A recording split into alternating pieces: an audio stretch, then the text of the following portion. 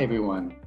It is a great honor and pleasure to present you our work on combining model-based and model-free supervised learning for target volatility models. It is a joint work between AI4Alpha, Lombard-Odier, and Dauphine University, involving a team of 6 people: Eric Benamou, David Saltiel, Corentin Bourdel, François Charéron, Béatrice Gay, and myself, Serge Tapachnik. Volatility targeting is a well-known allocation methodology in systematic asset management. The underlying idea is to invest in various assets in such a way that the amount of risk taken is constant over time. In most cases, volatility is used as a proxy for risk. This approach is supported by strong empirical evidence that targeting a constant level of volatility over time adds value as measured by higher returns and lower exposed risk, therefore yielding a higher Sharpe ratio and smaller drawdowns. We at LOIM have developed an extensive expertise in developing volatility forecasting models. We have a wide range of models to estimate and forecast volatility and derive position to take in the market. However, picking the right volatility model at every point in time is an extremely challenging task due to their similarity and high cross-correlation. We can classify the major volatility models in families. The first family comprises relatively simple models, such as the ones based on moving averages, or, in the case of the Risk Matrix 2006, exponentially weighted moving averages. We can also use some simple level shift model that will try to incorporate the effect of jumps in the underlying volatility process. Then there is a big family of more complex statistical models. Typical members of this family are the heterogeneous autoregressive model, called HAR, or the famous generalized autoregressive conditionally heteroscedastic, the Gauge model, and its extension, the Gloston-Yaganathan-Rankle gauge, the JGR gauge, that tries to incorporate the asymmetry in the volatility process. We can also rely on higher frequency data, such as is the case for the heavy model, or we can try to extract information from financial derivatives called options in order to get a market-based estimator of future volatility. Finally, we can also use a wide set of estimators and try to extract the common information using statistical techniques such as the principal component analysis. In this particular study, we decided to use 9 volatility targeting models, which are described on the left-hand side of this slide, for which we compute their daily performance from 2003 to 2020. In addition to those data, we add some proprietary data developed at LOIM, and in particular our risk appetite indicators that focus on 2 horizons at 60 and 260 days, as well as our macro signal that tries to replicate or give information about the macro environment and its smooth version over 2 weeks.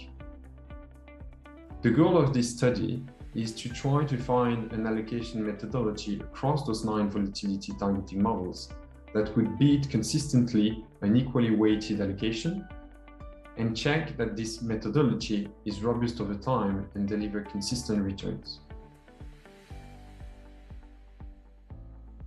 Our solution is done into 4 distinct steps. We first have n model that represent the dynamics of the market volatility.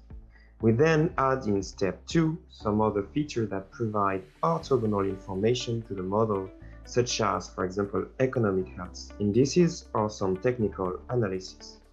We then use LightGBM gain as feature importance to select a certain percentage of the most important features, and we then retrain LightGBM with them to filter the number of features every time the algorithm is trained.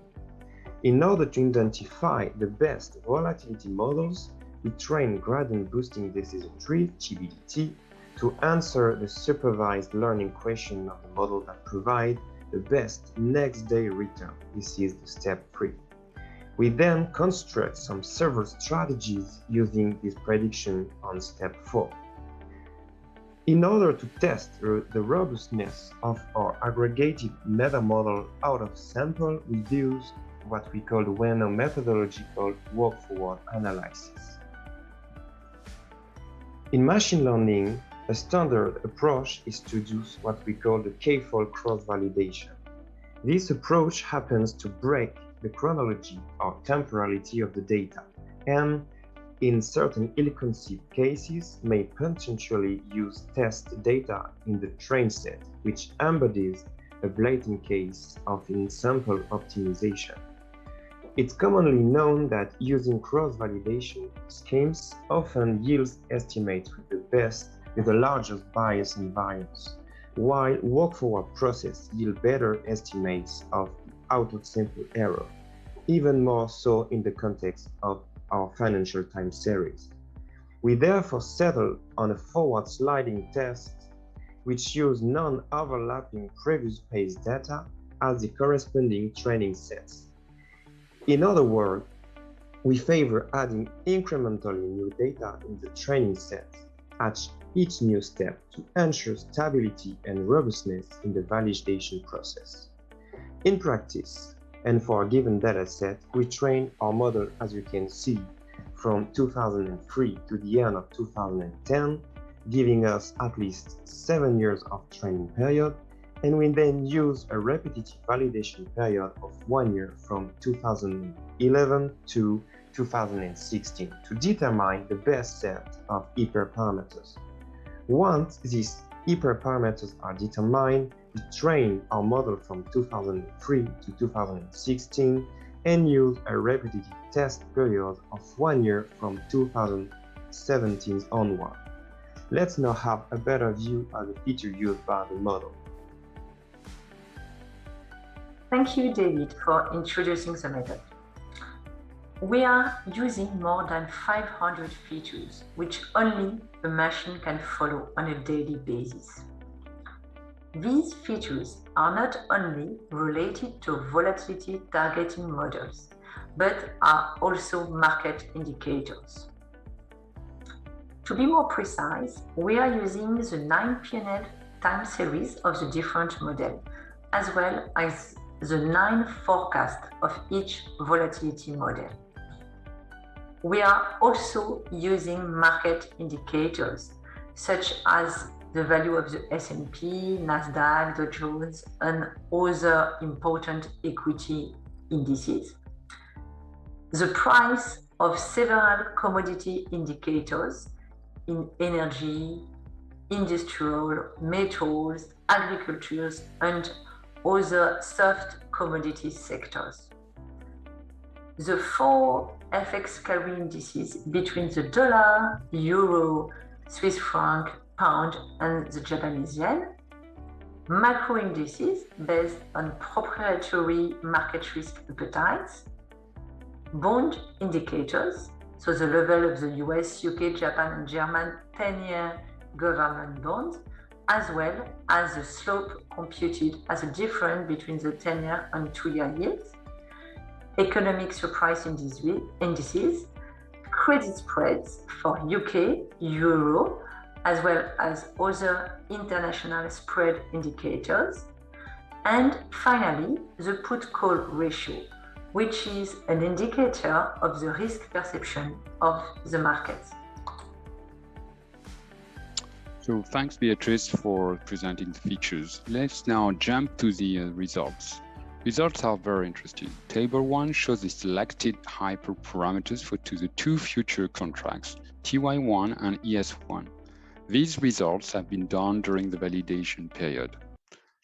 They provide the result for hyperparameters selected, sorted in decreasing significance order. For TY1, the model selects a small tree with a maximum depth of 1 and approximately 100 features through the mean importance hyperparameter 0.7. For ES1, the best model is slightly different, with a more complex system with a maximum depth of 2, but less selected features. This is somehow intuitive as maximum depth and number of features play similar roles. Smoothing, that are the other hyperparameters, plays a second role. In terms of the feature used, it is interesting to notice that they mostly relate to volatility models. Table 2 shows the 10 most important features selected in the test set from the 572 inputs. One can note that features directly relate to volatility models. The model focuses on volatility changes and abnormal behavior using the distance from the average and the percentage change over 10 days. These 10 features account for 40% of the total information.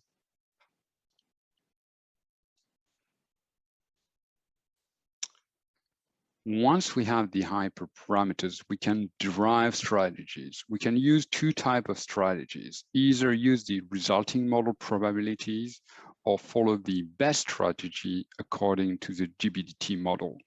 Figure 4 shows the allocation for the weighted strategy on TY1. The model focuses on very few volatility models, such as adjusted TVIX, adjusted principal component, and moving average. But these probabilities are not so stable. That leads to a high turnover for the strategy follow the best, which is given by the figure on the right. We can see a substantial difference between two figures, the weighted or the follow the best strategies. Logically, the difference is between diversification and concentration.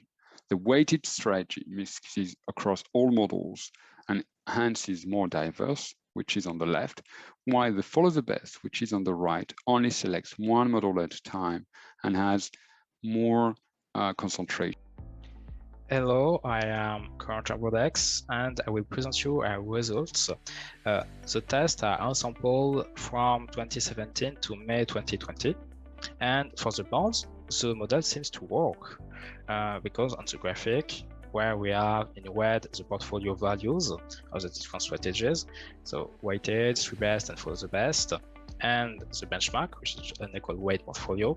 And in blue, we have the differences between the strategies and the benchmark. As the blue curves are increasing, the model selects the right PNL. It increases the position when TY1 goes up and decreases the position when it goes down. The best strategy is follow the best, which is intuitive due to the construction of the ASL model, which tries to predict the PNL with the highest future value. And when we look at the table at the right, we confirm the outperformance of follow the best.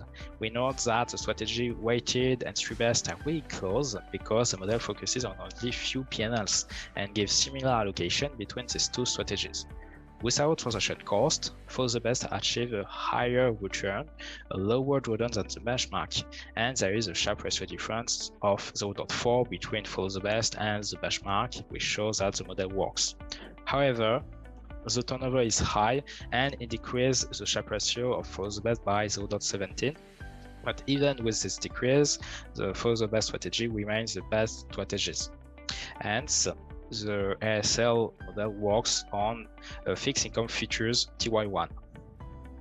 However, the results are more mitigated on equity indices, especially on our test over ES1, where in the graphic, so at the left, we notice that the difference between the strategies and the benchmark are not really high.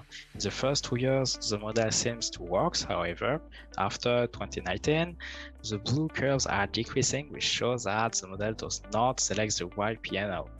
In the COVID crisis, the strategy follow the best has a very high drawdown, which means that it has increased its position when it should have just decreased the position. In looking at the table, we note that the strategies has a higher volatility than the benchmark, and follow the best is the worst strategy here due to the low sharp ratio and high drawdown and turnover. In this case, the benchmark is the best strategy, and as for TY1, the strategies weighted and 3 best have similar performances. Hence, the ASL does not work on ES1. The performance difference between bond and equity can be explained by the short test period, only 3.5 years, which means that it could be not enough significant. And it could be explained too by the fact that the model will mostly select high volatility P&L series. In these slides, we can see that in blue we have the volatility chosen by the strategy for the best for the position, and in red we have the possible volatility. That means we have the lowest and the highest available volatility. On the left, for the bond, the model selects mostly high volatility model, often in crisis period when the volatility increases, the bond value will go up and leads to good result for our test over TY1. While on the right side, we have the volatility chosen by ES1 and the model which is more than for TY1. However, the selected volatility is often high, like during the crisis in January 2018 and March 2020, which leads to bad performance for ES1. The model has similar behavior between TY1 and ES1 because it selects features relative to volatility model and not on macro features which could give more information about the market situation. Now I'll let you with Eric to conclude the presentation. Thank you. To conclude, these first results are very promising as they suggest that adaptive supervised learning can identify volatility regime and choose volatility targeting model according to various features. So far, this approach has only been successful for bond futures. Further work is to extend to more assets and in particular to equity indices. A longer and more detailed version of this work is available on SSRN website. I thank you for your attention.